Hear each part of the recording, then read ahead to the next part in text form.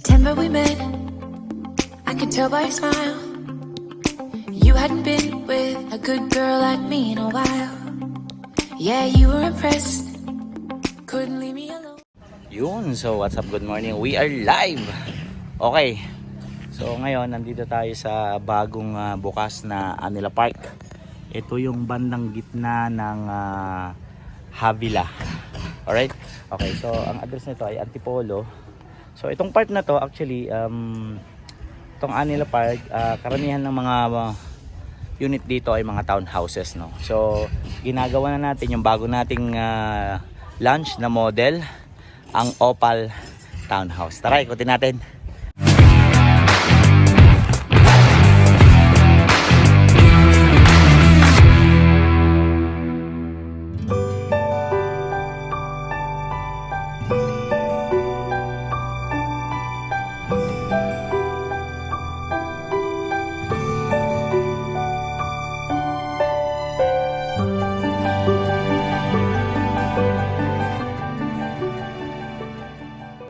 Yun, so yung Opal Townhouse natin, nilagay natin dito sa bagong bukas na Anila Park Residences.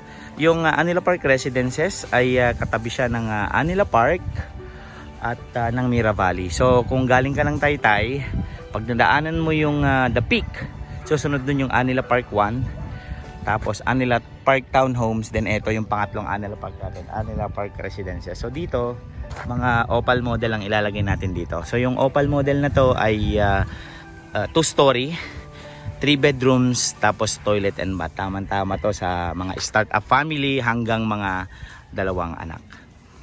Ang kagandahan ng Anila Park Residences, una, ito, nandito kasi tayo sa gitna ng Havila, no? So dito, makikita natin na talagang magandang quality ng hangin dito dahil mapuno to. Mapuno tong areang to. At the same time, in terms of elevation, yung The Peak kasi natin na isa sa pinakamataas na part ng Havila ay 180 meters above sea level. So halos ka-level niya, medyo mas mababa lang siya konti.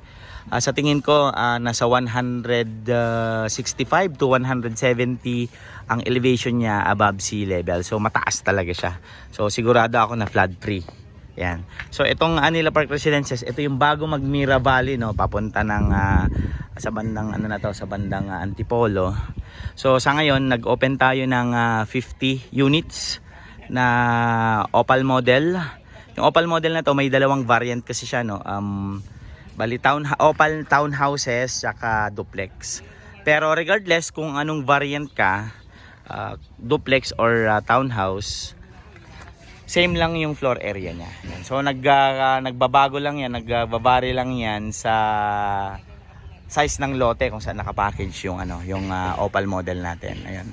So yung mga inner unit natin tulad nito, mga inner na unit natin kasi ang nga pala, no, ang Opal pala is 53 square meter ang floor area, 3 bedroom, 2 toilet and bath.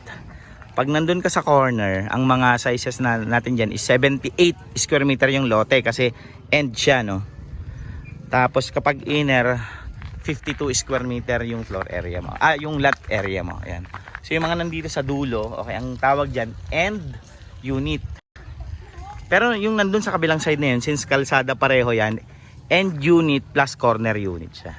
Ayan. End unit and corner unit. So itong block 1, itong block 2 pala to. Yung block 1 open pa, itong block 2, yung block 3, block 4, block 5 nandun. Yan yung mga block 1, 2, 3, 4, 5, yan yung mga Opal townhouse natin. Cluster of 1, 2, 3, 4, 5, 6. Bali cluster of 6 siya, no. Cluster of 6 kasi 6 na unit o 6 na townhouses na magkakatabi. So linawin ko lang uli, regardless kung nasa inner ka o nasa corner ka o nasa end ka, iisa lang yung floor area ng mga Opal model natin. Okay, sa puntahan natin kasi yung block 1 to 5, ito yung mga townhouses natin. Yung block 6 kasi nandun yung duplex natin. Tara. So ito yung block 6. Yung block 6 kasi, ito yung malapit sa gate. Here. Yan. So yun yung gate.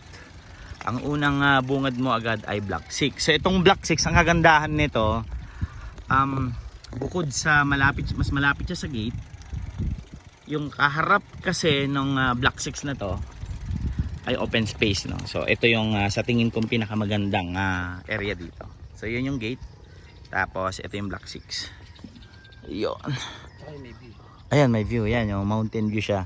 Sa mga interested bumili dito, kapag gusto yung hanapin kung ano yung pinakamagandang block dito, nandito yan sa Block 6. Kasi number 1, malapit siya sa gate. Number 2, open space yung katabi mo o yung kaharap mo. Plus, itong area kasi na to, itong corner na to, 129 square meter lot only. Okay, tapos dalawang duplex yun nandun sa dulo. Yung kabilang side din, bali duplex din yon. Okay, kung nandun ka sa dulong yon, meron kang view ng mountains, no? Kita, tanaw mo dyan yung Mira Valley. Tara, puntahan natin. So ito pa rin yung Block 6, ano? Yan yun, yung Block 5, Block 4, Block 3 and 2. Yung may ginagawa ng ngayon, bahay ngayon ay Block 2 and 3. Yan. So ito yung sinasabi ko kanina na duplex, no? Nga pala, no, pag duplex, automatic yan na end unit ka agad. Yan. Kapag duplex. So eto, pag etong kinuha mo, itong Block 6 na to na duplex, yan, meron kang view ng mountains. So, bali, tanaw mo dyan yung Mira Valley kasi. Yan, Mira Valley yan. Yan, tapos mapuno siya. Yan. So dito masarap magbike, maganda yung quality ng hangin. Tulad ngayon, alas 9 na ng okay. Mag alas 9 pa lang, pero ang ganda ng ang ganda ng paligid. Ayun, green siya. Tapos alam mo na maganda yung quality ng hangin. Ayun, so again, kung naghahanap kayo na merong mountain view, hanapin nyo sa makakausap nyong agent yung end unit ng Block 6.